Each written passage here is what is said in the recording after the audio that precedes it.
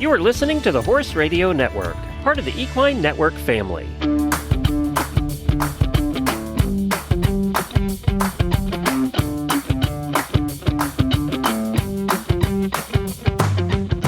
Welcome to this episode of the Business Practice Podcast, where we focus on the business and personal sides of equine veterinary medicine.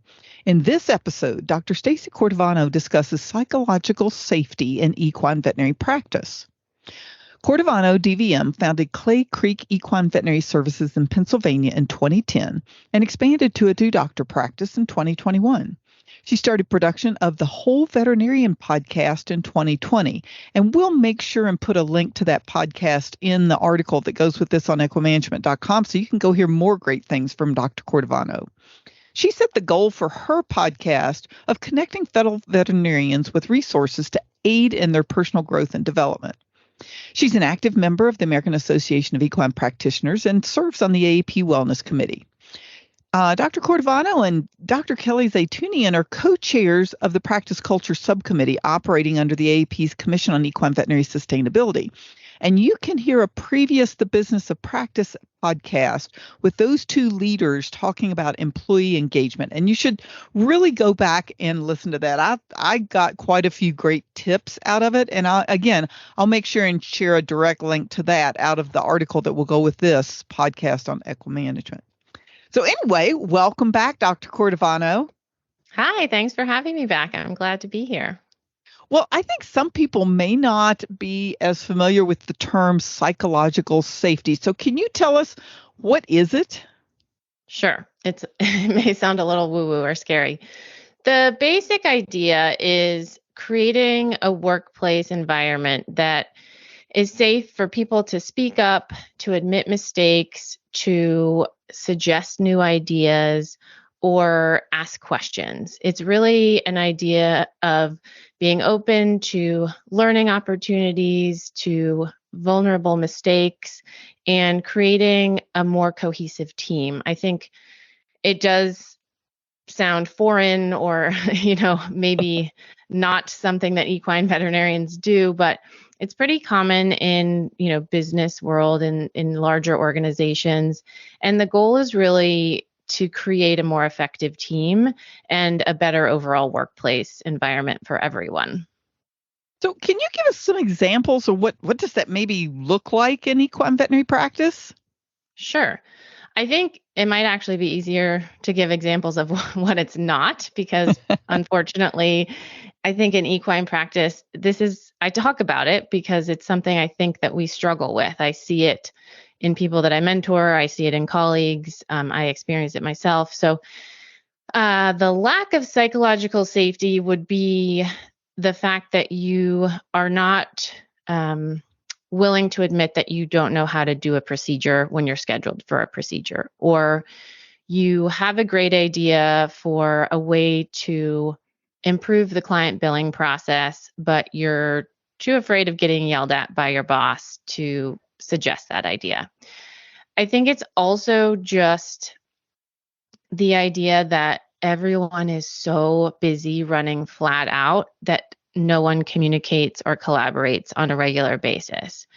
I think if we are talking about what psychological safety should be in an equine practice, it should be where the team comes together and, maybe talks about something that didn't go well every week, that the leadership of the team polls everyone involved in a decision-making process if they're going to change an inventory item. So it's not just, oh, well, I, as the practice owner, heard that there's a great sale on this new vaccine product, and I'm going to decide to purchase that. It's, let me talk to the team, see how it would affect my associates in the field, see how it would affect the front desk staff as far as changing all the billing codes, really poll everyone, ask a lot of questions, and then make a decision based on everyone's input at the end of the day, not just on my personal opinion and the price point. So I hope that helps kind of differentiate a little bit.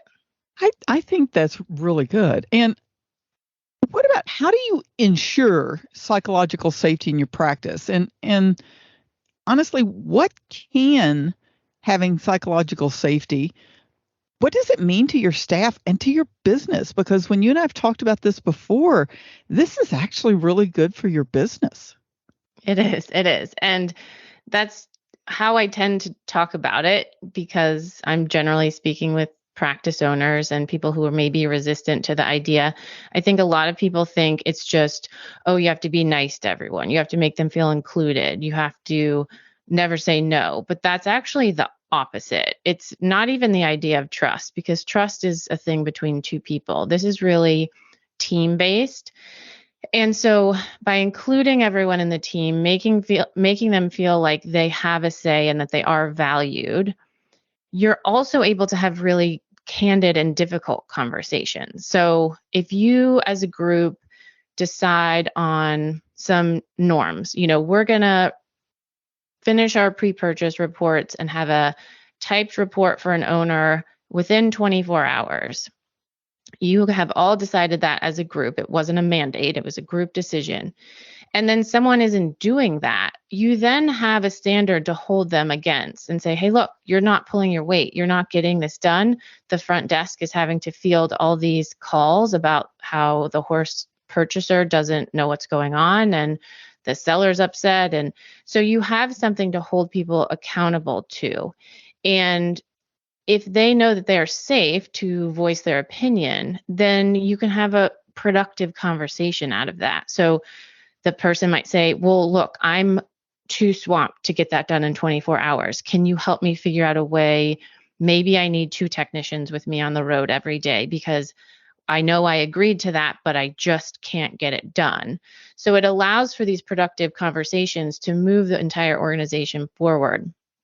The other thing, of course, that is really important to me personally is it increases well-being for all employees. If you feel safe, if you feel like you have a say, you're less likely to get disenfranchised with the idea of equine medicine. And we are trying our best to keep people in equine medicine and attract more people to equine medicine. So if everyone in a practice felt included and like they were making a difference and invested in the organization, the research shows that employee turnover, drops dramatically. Employee engagement, people working for the organization, getting behind the brand, that really ramps up when there's a higher level of psychological safety. And that's been shown in, 50 or more articles published from the 90s on even to now. So that's not even a question that it's better for business. And if we know anything about employee turnover, we know the costs are huge and that affects our bottom line. And so that's one way of looking at it. But just from the human aspect, it's really important because it makes people want to stay. It makes people, happier with their day-to-day lives. And I think that that's something we really need to consider as leaders. If we're running a practice, we have a responsibility to the people that we employ to treat them like full human beings and try to get the best work out of them as possible. And it's just been proven that increasing, the safety within your practice does that. The Business of Practice podcast is brought to you by Care Credit. Care Credit keeps equine veterinarians at the heart of care by providing horse owners with simple, budget-friendly financing options. By bridging the gap between cost and care, Care Credit supports healthy financial relationships between veterinarians and their clients. It can help them move forward with care a horse needs, whenever and wherever it's needed. Well, that's some really good ideas. Do you have some other tips or comments that you would like to add when you're talking to practices or just having dealt with these issues of psychological safety? Sure. I think, it's a big topic and I can tell you to read some books or some articles on how to dig into it and improve it, but that's a heavy lift. So I think if someone just asked me, what are some easy ways that I can start to improve the psychological safety within my team and like improve our team performance, I think there are a couple of easy ways to do it. One way would be to have a standing open office hours. And that may be hard. If you're a busy practitioner, it may be hard to block off, an 8 to 9 a.m. slot every week. But I think it could make a huge difference. Just knowing that you're sitting there waiting for employees to come in and suggest something or talk to you about something, that can make a big difference in your availability. And unfortunately, this really does need to start with leadership. You can, in a big organization, you can kind of create pockets of psychological safety. But if you want true change within your workplace culture, it does have to come from the top down. So, being an example of setting aside that time to have open discussions. If you're not having team meetings, please start having them. That's another open line of communication. I think that one thing I do actually, being vulnerable and admitting mistakes is a big part of creating an atmosphere where other people feel comfortable doing that. So one idea that I heard on a podcast that I thought was really cool was in team meetings, they started with the owner of the organization started with something that didn't go well that week. And everyone went around and kind of talked about something that didn't go well. And that may seem like a negative way to start a meeting, but in actuality, it just opens everybody up to feel a little more comfortable that, oh, hey, my boss also messed something up this week. I can admit that too. I don't have a huge team, but I actually started blocking off my therapy appointments on our shared calendar. I wanted my associate to know, A, why I wouldn't be picking up the phone in that hour if she called, because I'm usually pretty good about picking up the phone.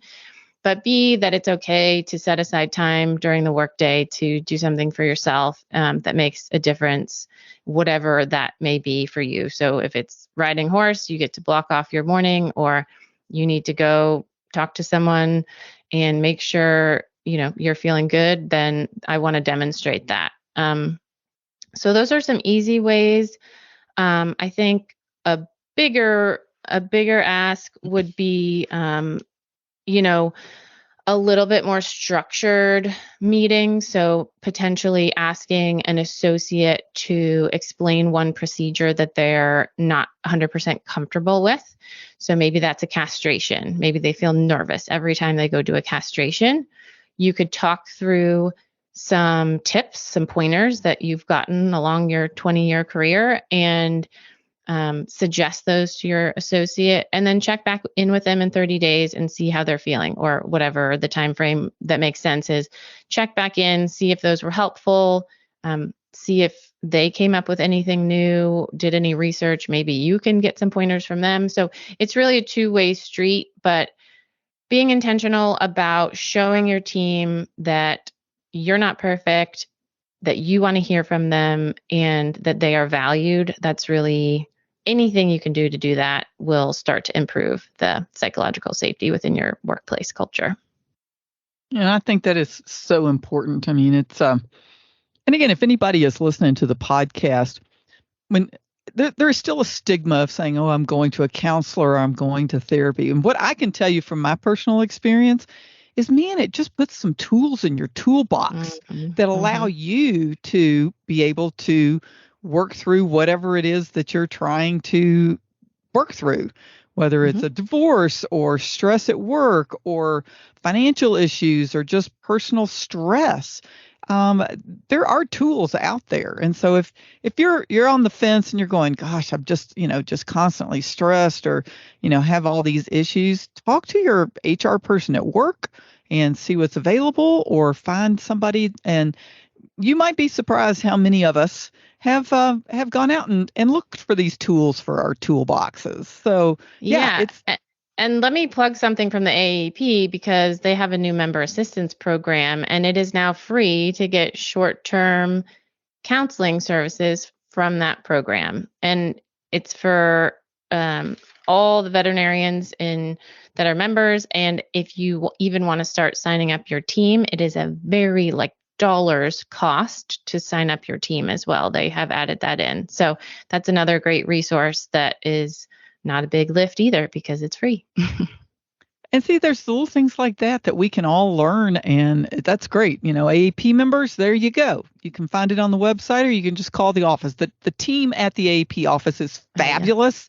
they will get you to the right spot if you can't find it on the website or you don't feel like you have time. And so that's a great tip right there. That made the whole podcast, I think, for folks to be able to go, oh, really? I didn't know this was available. So is there anything else that you want to add, Dr. I mean, we could talk about this. They write books about this subject. I could give a million examples. I will say, if you're interested, the Fearless Organization by Dr. Amy Edmondson and the 4 Stages of Psychological Safety by Tim Clark are both kind of foundational books on the subject. But you can also just Google it, HBR and Forbes. They have tons of articles out there on this. You can kind of get a sense of what might be helpful and might work for your practice. Google Rework is another great summary of some tips and tricks on how to implement psychological safety and team improvement. Yeah, and I will make sure and get those titles exactly from Dr. Cordivano and, again, put them in the article. So you can go to equimanagement.com and just look under the tab for the Business of Practice podcast. And when we have the article that goes along with this podcast, you can get some of these links and just we'll click you straight on through to it. So, again, make it easy. Thank you so much, Dr. Cordivano, for joining us today. Sure. Thanks for having me. Yeah, and a big thanks to our listeners for joining us on the Business of Practice podcast. And we wanted to thank our sponsor, Care Credit, for giving us the space to have these conversations. We really do appreciate that. And visit, again, equimanagement.com or your favorite podcast network to hear each episode of the Business of Practice, and including the one that Dr. Cordivano was on earlier this year with Dr. Zaytunian. And if you have any questions or suggestions, send an email to me at kbrown, that's the letter K Brown, @equinenetwork.com.